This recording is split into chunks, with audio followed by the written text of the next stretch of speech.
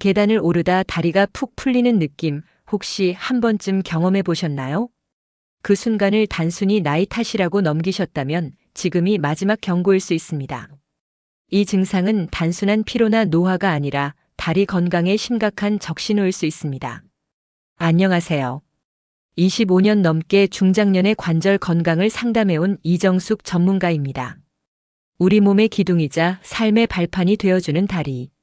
그 다리가 무너지면 삶 전체가 흔들립니다.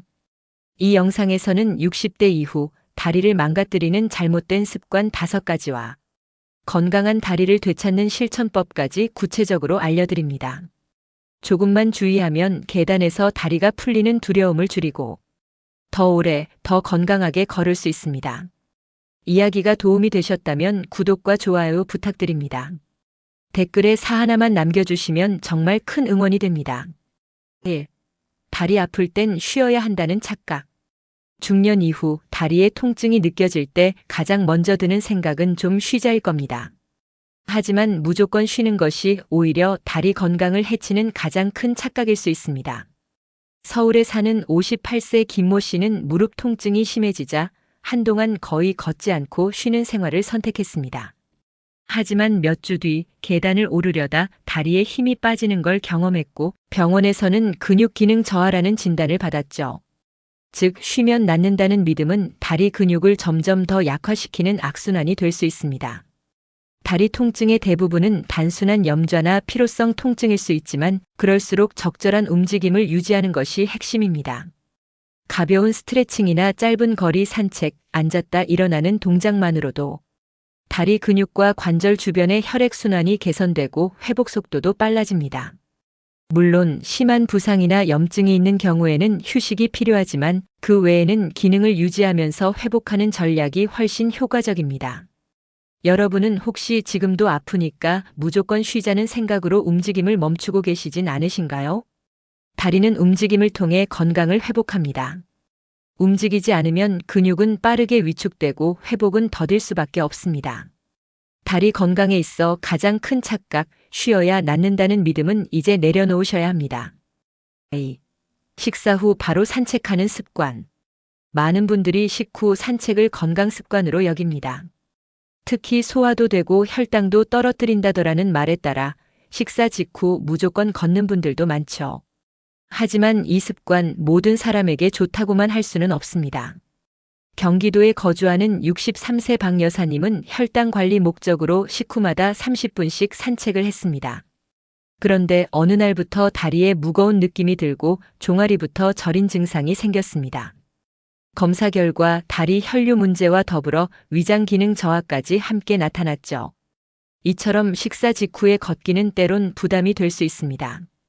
식사 후에는 혈액이 소화기관으로 집중되기 때문에 이 시점에 다리를 쓰면 다리 근육에 필요한 산소와 영양이 부족해질 수 있습니다. 특히 나이가 들수록 혈관 탄력성과 순환 능력이 떨어지기 때문에 식후 바로 걷는 습관이 오히려 피로감, 무기력감, 심하면 혈압 저하를 유발할 수 있습니다. 그렇다면 식후엔 어떻게 하는 게 좋을까요? 최소 2030분 정도는 앉아서 소화를 돕고 가벼운 다리 스트레칭이나 발목 돌리기 정도부터 시작해보세요. 그 후 가벼운 산책으로 연결하는 것이 훨씬 더 안전하고 효과적입니다. 습관은 중요하지만 그보다 더 중요한 건 몸의 신호를 듣는 겁니다. 무조건 좋다는 믿음보다는 내 몸에 맞는 방식을 찾아보는 게 더 현명한 건강관리죠. 3. 같은 신발만 반복해서 신는 생활. 편안한 신발, 오래 신은 신발. 중장년 시기에는 익숙한 것을 고수하게 되죠. 하지만 같은 신발만 계속 신는 습관은 다리 건강에 의외로 큰 부담을 줄 수 있습니다.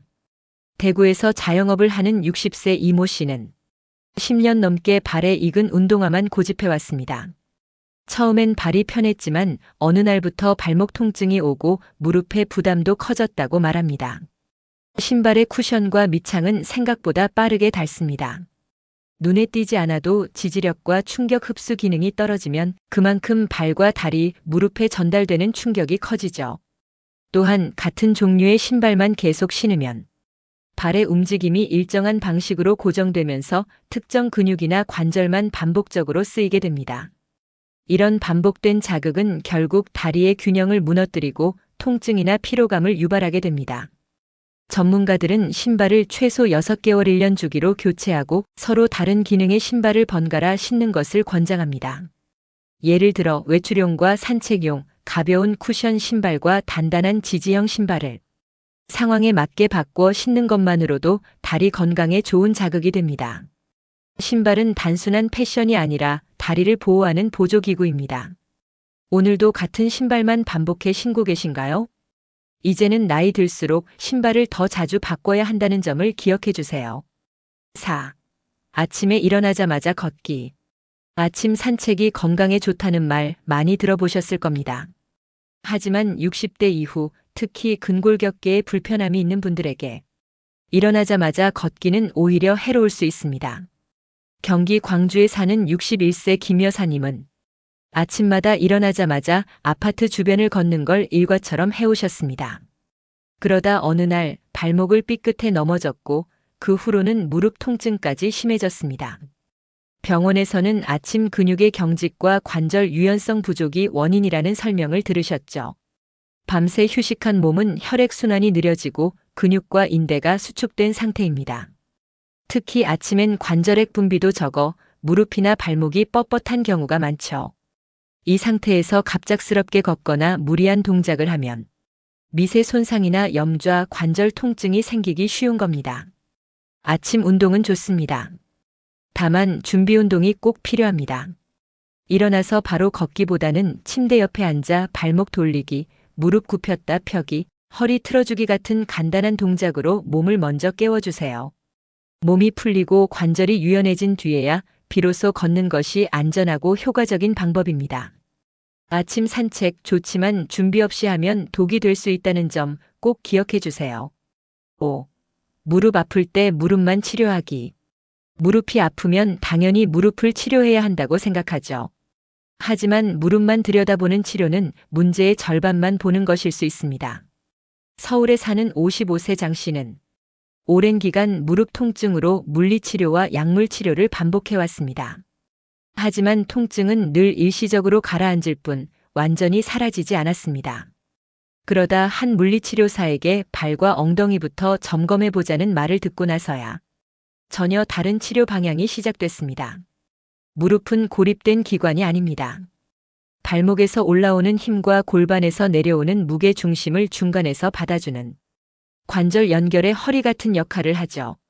즉, 발의 구조가 틀어져 있거나 골반이 기울어져 있으면 그 왜곡된 힘이 고스란히 무릎에 전달됩니다. 따라서 무릎 통증의 근본 원인을 찾기 위해선 발의 구조, 보행 습관, 골반 정렬 상태까지 함께 살펴야 합니다. 특히 나이가 들수록 근육의 밸런스와 체중 분산이 어려워지기 때문에 이 연결 고리를 놓치면 치료는 계속 겉돌게 됩니다. 무릎 통증이 쉽게 사라지지 않으신가요? 그렇다면 이제는 무릎만이 아니라 몸 전체를 바라보는 관점으로 바꿔보셔야 합니다. 6. 무릎 통증의 진짜 원인 발목과 골반. 무릎이 아플 땐 무릎에 문제가 있다고 생각하기 쉽습니다. 하지만 실제로는 그 통증이 발목과 골반에서 시작되는 경우가 많습니다. 인천에 사는 59세 이 여사님은 무릎 안쪽 통증으로 1년 넘게 고생하셨습니다. MRI까지 찍어봤지만 특별한 이상은 없었고 진통제와 파스만 반복해 쓰는 생활을 이어갔죠. 그러다 자세 분석을 해보니 오른쪽 발목이 살짝 안으로 기울고 왼쪽 골반이 뒤로 밀려있는 상태였습니다. 이 작은 불균형이 무릎에 지속적인 압력을 준 것이었습니다. 우리 몸은 연결되어 있습니다. 발목이 안쪽으로 쏠리면 무릎도 따라 회전하며 틀어지게 되고 골반이 기울어지면 다리 길이와 하중 분산에 영향을 줍니다. 결국 이 모든 힘이 무릎에 집중되면서 마모와 통증이 생기는 거죠. 특히 중장년 이후에는 작은 구조 변화도 쉽게 통증으로 이어집니다. 무릎을 아무리 치료해도 나아지지 않는다면 이제는 그 위와 아래, 즉 발목과 골반을 함께 점검해야 할 때입니다. 병원에서 진단이 애매하거나 치료 효과가 없을 땐 운동치료나 자세 분석 전문가에게 한 번쯤 평가를 받아보는 것도 좋은 방법입니다. 무릎은 결과일 뿐 진짜 원인은 생각보다 멀리 있을 수 있습니다. 7. 건강한 다리를 위한 87세 한의사의 실천법 4가지. 첫째, 발목 돌리기. 둘째, 매일 백보 걷기. 셋째, 의자에서 일어나기 운동. 넷째, 하루 6컵 물 마시기. 다리는 쓰지 않으면 굳는다. 걷지 않으면 삶도 굳는다. 이 말은 실제로 87세까지 왕진을 다니며 다리 건강을 강조한 한 한의사의 이야기입니다. 그는 특별한 약이나 시술보다 매일의 생활 습관이 가장 강력한 치료법이라고 말합니다. 그가 40년 넘게 지켜온 실천법 4가지를 소개합니다. 첫째, 발목 돌리기입니다. 하루 2번 아침과 저녁에 앉아서 양발을 시계 방향, 반시계 방향으로 20회씩 돌리는 것만으로도 혈액순환이 좋아지고 발과 무릎 사이의 작은 근육들이 깨어납니다. 둘째, 매일 백보 걷기입니다. 많이 걷지 않아도 됩니다. 잠깐씩 나눠서라도 하루에 100보 정도만 걸어도 근육의 움직임을 유지하고 관절의 마모를 줄일 수 있습니다. 셋째, 의자에서 일어나기 운동입니다. 하루 3세트씩 의자에 앉았다 일어나기를 반복합니다. 이 동작은 허벅지와 엉덩이, 무릎 주변 근육을 강화해 넘어짐 예방과 균형 감각 유지에 큰 도움이 됩니다. 넷째, 하루 6컵 물 마시기입니다. 관절은 수분이 있어야 부드럽게 움직입니다. 체내 수분이 부족하면 관절액이 줄고 마찰이 심해져 통증이 악화될 수 있습니다. 따라서 하루 6컵의 물을 규칙적으로 마시는 것이 중요합니다. 이 간단한 4가지 실천만 지켜도 다리는 훨씬 더 오래 버틸 수 있습니다. 나이 든 몸이지만 매일의 습관은 결코 약하지 않습니다. 8. 노화보다 무서운 건 포기하는 마음. 나이가 들면 자연스럽게 움직임이 줄고 몸에 여기저기서 통증이 생기기 시작합니다. 하지만 그보다 더 무서운 건 바로 나는 이제 안 돼라는 마음입니다. 경남 창원에 사는 64세 김모 씨는 퇴직 후 한동안 무릎이 아프다는 이유로 외출을 거의 하지 않았습니다. 하루하루가 불안하고 답답하게 흘렀죠. 그러다 우연히 동네 보건소에서 열린 실버 운동 프로그램에 참여하게 되었고 그곳에서 작은 실천이 큰 변화를 만든다는 걸 직접 경험했습니다. 그는 매일 5분씩만 걷는 것으로 시작했습니다. 며칠 후엔 계단도 조금씩 오르고 마트도 혼자 다닐 수 있게 됐습니다. 내 몸은 망가졌다고만 생각했는데 다시 살아나는 걸 느꼈어요. 김 씨의 말은 단순한 기적이 아니라 마음이 변한 순간부터 시작된 일상의 변화였습니다. 노화는 누구에게나 찾아옵니다. 하지만 그 속도를 결정짓는 건 결국 포기하느냐, 시도하느냐입니다. 작은 통증에 움츠러들기보다 지금부터라도 내 몸을 돌보자는 의지가 회복의 첫 걸음입니다. 혹시 지금 움직임을 포기하고 계시진 않나요? 나이는 숫자일 뿐입니다. 포기하지 않는 한 여러분의 다리는 언제든 다시 살아날 수 있습니다. 지금부터 다리부터 챙기세요. 노년의 삶은 결국 얼마나 잘 움직일 수 있느냐에 달려 있습니다.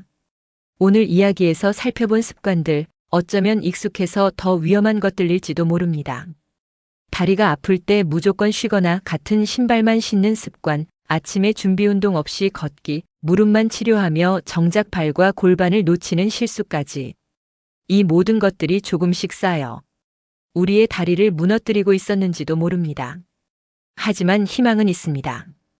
87세 한의사의 실천법처럼 작은 운동 하나, 물 한 컵, 자세 한 번만 바꾸어도 우리의 다리는 충분히 회복할 수 있습니다. 그리고 가장 중요한 건 나는 안 돼라는 마음을 나는 아직 할 수 있어로 바꾸는 것입니다. 몸보다 먼저 마음이 일어서야 다리도 함께 일어섭니다. 이야기가 도움이 되셨다면 구독과 좋아요로 응원해주세요. 댓글에 사 하나만 남겨주시면 정말 큰 응원이 됩니다. 여러분은 어떤 습관을 바꾸고 싶으신가요? 댓글로 여러분의 이야기도 들려주세요.